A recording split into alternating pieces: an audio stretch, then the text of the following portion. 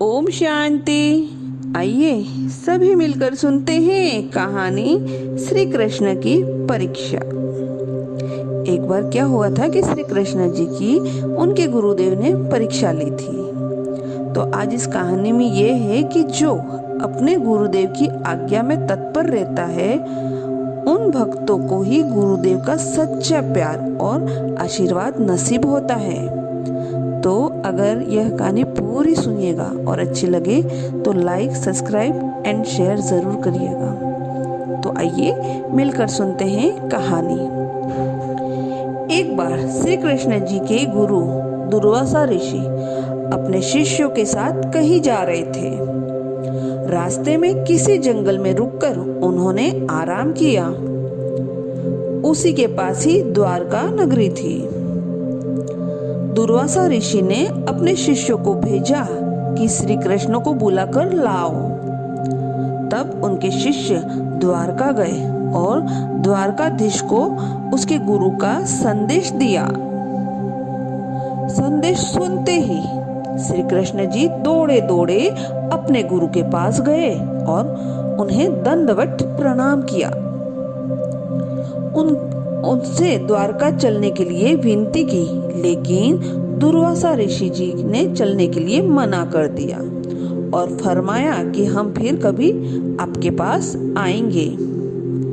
श्री कृष्ण जी ने पुनः दुर्वासा ऋषि जी से विनती की। तब दुर्वासा ऋषि जी ने फरमाया कि ठीक है श्री कृष्ण, हम तुम्हारे साथ चलेंगे, लेकिन हम जिस रथ पर आएंगे उसे घोड़े नहीं खींचेंगे, पर एक तरफ से तुम और दूसरी तरफ से तुम्हारी पटरानी रुक्मणी खींचेगी। श्री कृष्ण उसी समय दौड़ते हुए रुक्मणी के पास गए और उन्हें बताया कि मुझे तुम्हारी सेवा की जरूरत है। तब रुक्मणी को उन्होंने सारी बात बताई। तब वह दोनों अपने गुरुदेव के पास आए और उन्हें रथ पर बैठने के लिए विनती की। जब उनके गुरुदेव रथ पर बैठे तो उन्होंने अपने शिष्यों को भी रथ पर बैठने के लिए कहा, लेकिन श्री कृष्ण जी ने परवाह नहीं की, क्योंकि वे जानते थे कि गुरुदेव उनकी परीक्षा ले रहे हैं।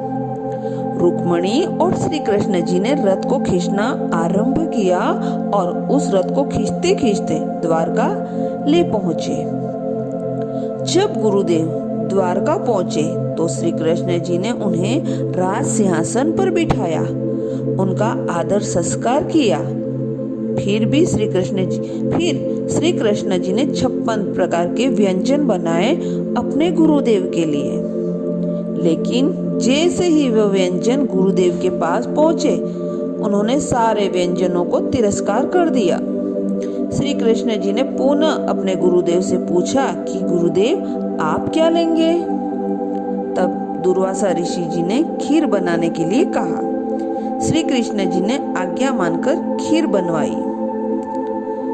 खीर बनकर आई। वो खीर के भरा पतीला दुर्वासा ऋषि के सामने पहुंचा। उन्होंने खीर का भोग लगाया। थोड़ी सी खीर का भोग लगाकर उन्होंने श्री कृष्ण को खीर खाने के लिए कहा। उस पतीले में से श्री कृष्ण जी ने थोड़ी सी खीर को खाया। तब उनके गुरुदेव ने श्री कृष्ण को बाकी खीर अपने शरीर पर लगाने की आज्ञा दी। श्री कृष्ण जी ने आज्ञा पाकर श्री कृष्ण खीर को अपने शरीर पर लगाना शुरू कर दिया। उन्होंने पूरे शरीर पर खीर लगा ली, लेकिन जब पैर पर लगाने की बारी आई तो श्री कृष्ण जी ने अपने गुरुदेव को अपने पैरों पर खीर लगाने के लिए मना कर दिया।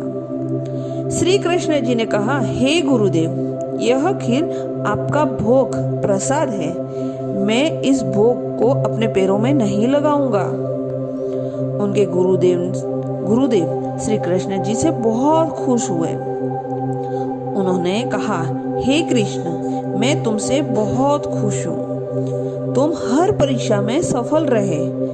मैं तुम्हें आशीर्वाद देता हूँ कि पूरे शरीर में तुमने जहाँ जहाँ खीर लगाई, मैं वहाँ उस अंग का वज्र के समान, वह अंग तुम्हारे वज्र के समान हो गया है। और इतिहास साक्षी है कि महाभारत के युद्ध में श्री कृष्ण जी का कोई भी अस्त्र शास्त्र बाल भी बांका नहीं कर पाया। अच्छा, ओम शांति।